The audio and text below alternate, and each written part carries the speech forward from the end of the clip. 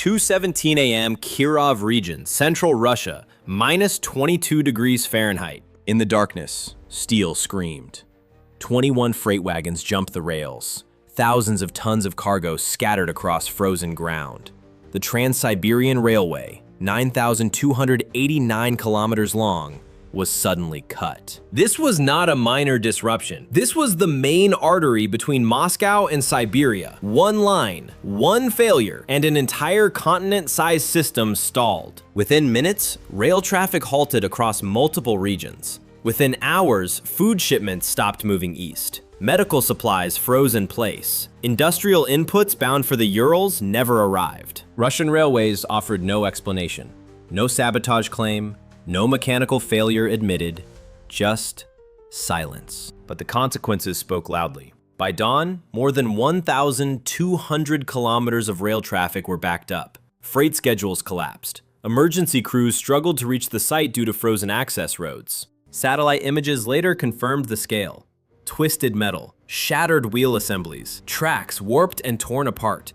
And then came the second shock. Cargo that should have fed cities was rerouted to highways. Highways already cracked, underfunded, and overstressed. Within 48 hours, regional officials in Siberia admitted shortages. This was not weather. This was not coincidence. This was the visible failure of a system under pressure from war, sanctions, and exhaustion. A system running without spare parts, without money, without margin for error. And then the unthinkable happened. The derailment exposed something far bigger than broken trains. It revealed how close Russia's internal lifelines are to snapping. One rail, one road, one frozen night at a time. To understand why 21 derailed wagons matter, the scale must be clear. Russia is not held together by highways or rivers. It is held together by rails. The Trans-Siberian Railway is the backbone of the Russian Federation. Built in stages between 1891 and 1916, it links European Russia to the Pacific. It moves food, fuel, troops, raw materials, and industrial output. More than 30% of all domestic freight depends on it. When that line breaks, Russia does not bend. It freezes. The Kirov region derailment occurred at a critical junction. This section connects Moscow's logistics hubs with Siberia's industrial cities. Novosibirsk, Irkutsk, Yakutsk. Together, they support more than 20 million people and vast resource zones. This incident did not happen in isolation. Since 2023, Russian rail infrastructure has been under extreme strain. Sanctions removed Western-made bearings, braking systems, and signaling equipment. Skilled maintenance crews were redirected toward military logistics.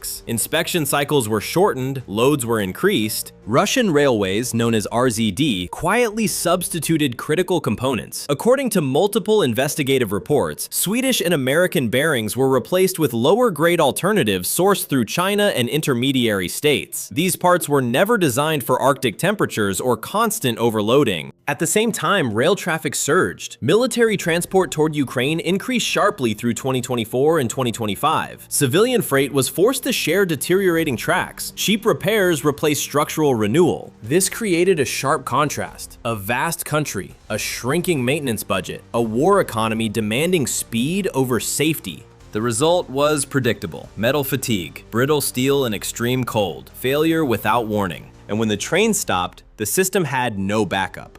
Russia's road network was never designed to replace rail. Distances are too vast, fuel is too expensive, vehicles are in short supply. The derailment in Kirov did not just block a railway, it exposed a fragile balance, where one broken link can isolate entire regions. And in early 2026, that balance was already close to collapse. The derailment was only the first crack. The cascade followed fast. Within hours of the Kirov incident, Russian railways initiated emergency protocols. Freight was rerouted south, then north, then stopped entirely. Switching yards filled beyond capacity. Locomotives sat idle, engines running, burning fuel with nowhere to go. By the second night, cargo owners were given a blunt choice: wait indefinitely, or move goods by road. That decision triggered the next shock. An estimated 40% of delayed rail freight shifted onto highways within 72 hours. But the trucks were not Russian. They were Chinese-made heavy haulers, Shackman, Sinotruck,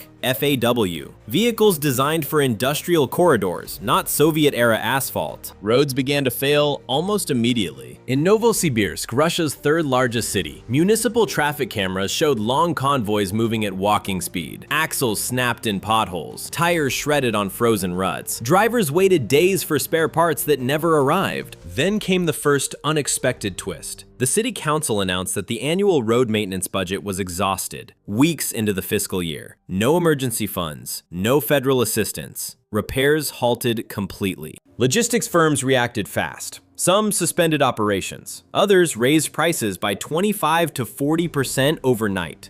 Food distributors prioritized Moscow routes. Siberian deliveries slipped down the list. The second twist followed in Yakutia. There, the failure was not rails or roads. It was the absence of a bridge. For years, the Kremlin promised a permanent crossing over the Lena River. In early 2026, it still did not exist. Residents crossed on ice roads, temporary routes cut across frozen water. After the rail disruption, truck traffic surged. Ice thickness dropped below safety limits. Vehicles scraped the riverbed. Authorities closed sections without alternatives. Hospitals reported delays in patient transfers. Fuel deliveries missed schedules. Entire settlements became accessible only by foot.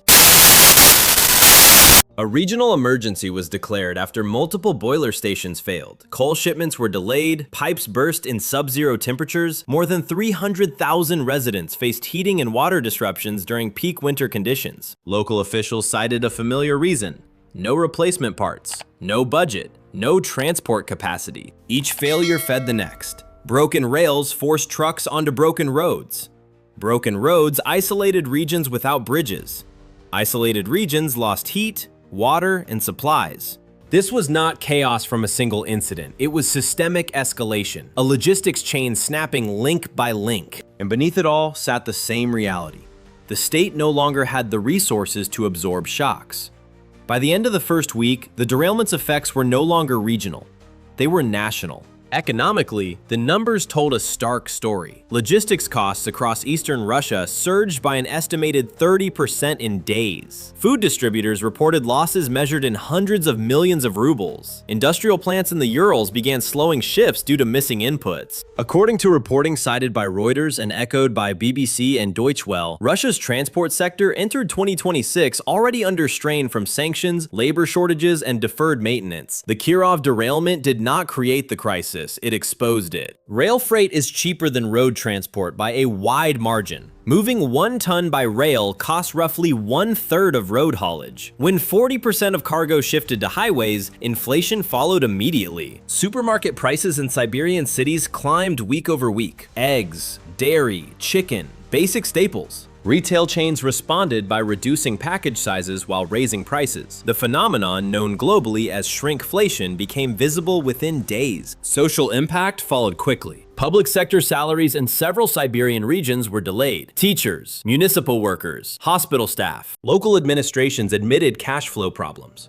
Tax revenues were down, emergency reserves were empty. Financial data reported by major outlets showed Russia's federal budget deficit nearing 2 trillion rubles in a single month at the start of 2026. Energy revenues had fallen sharply compared to pre-war levels. Military expenditures continued rising. This imbalance hit infrastructure first. Road repairs stopped, rail upgrades were postponed, again, heating networks went unfixed. Militarily, the consequences were just as serious. Railways move more than civilians. They move ammunition, fuel, and equipment. When civilian freight stalled, military logistics competed for the same limited capacity. Defense analysts cited by Defense News and Janes noted that sustained rail disruption inside Russia forces the armed forces to rely on slower, more expensive road transport. That reduces operational tempo. It increases wear on vehicles. It magnifies fuel consumption. At the societal level, pressure mounted quietly. Personal bankruptcies reached record levels, banks tightened lending, microcredit use surged.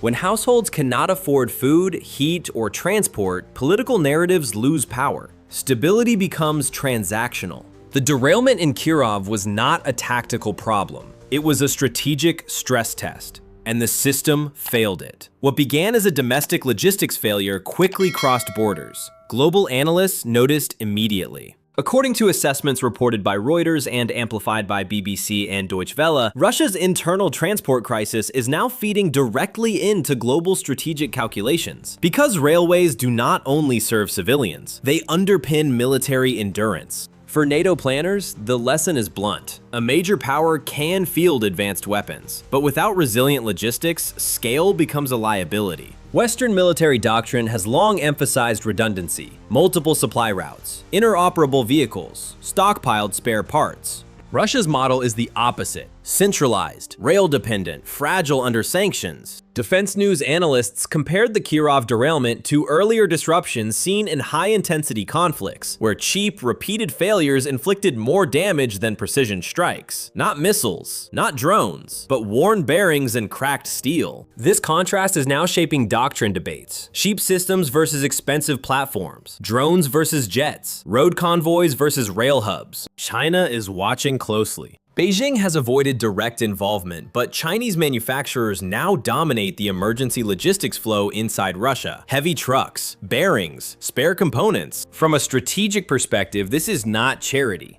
It is leverage. When a country depends on foreign vehicles to move food and fuel internally, autonomy erodes. Analysts at Janes have described the shift as logistical dependency creep. Slow, quiet, difficult to reverse. The European Union is also adjusting. Energy planners note that infrastructure decay inside Russia reduces export reliability. Pipelines matter, but railways move repair crews, compressors, and replacement parts. For the United States, the implications extend further. Under President Donald Trump's administration, Washington has emphasized economic pressure over direct escalation. Logistics breakdowns validate that approach. Military experts cited by Reuters argue that sustained internal strain limits Russia's ability to project power abroad over the next 3 to 6 months. Not because of battlefield losses, but because supply chains cannot absorb shocks. Middle Eastern observers are drawing parallels as well. Large states, vast territory, centralized infrastructure. The lesson travels fast. Over the next quarter, analysts outline 3 scenarios. First, emergency stabilization. Temporary fixes, higher spending, short-term relief without structural repair. Second,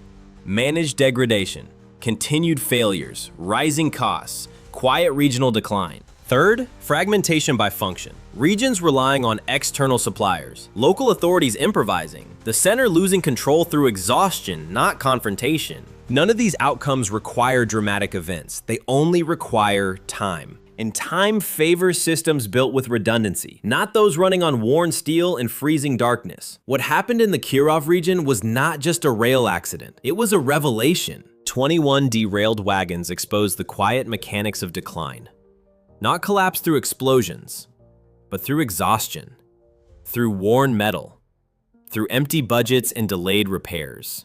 The sequence is now clear. Rails failed under pressure. Cargo flooded onto roads never designed for it. Roads cracked without money to fix them. Bridges never built became choke points. Heating systems failed without spare parts. Each failure fed the next. This was not ideology unraveling. It was logistics.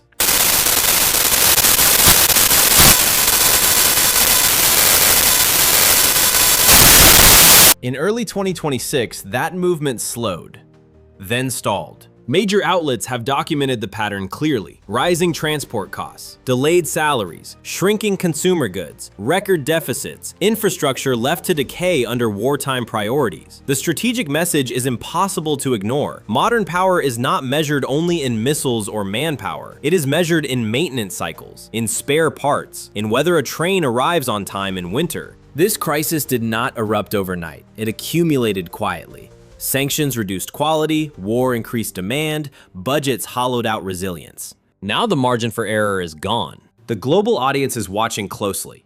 So are policymakers. So are military planners. If logistics continue to fail, can the system stabilize itself? If regional infrastructure keeps degrading, will local authorities act independently? And if everyday survival becomes uncertain, how long can strategic narratives hold? These questions are no longer theoretical. They are unfolding in real time, one broken rail at a time. Share your thoughts in the comments. Subscribe for continued analysis. Stay focused on the signals beneath the noise.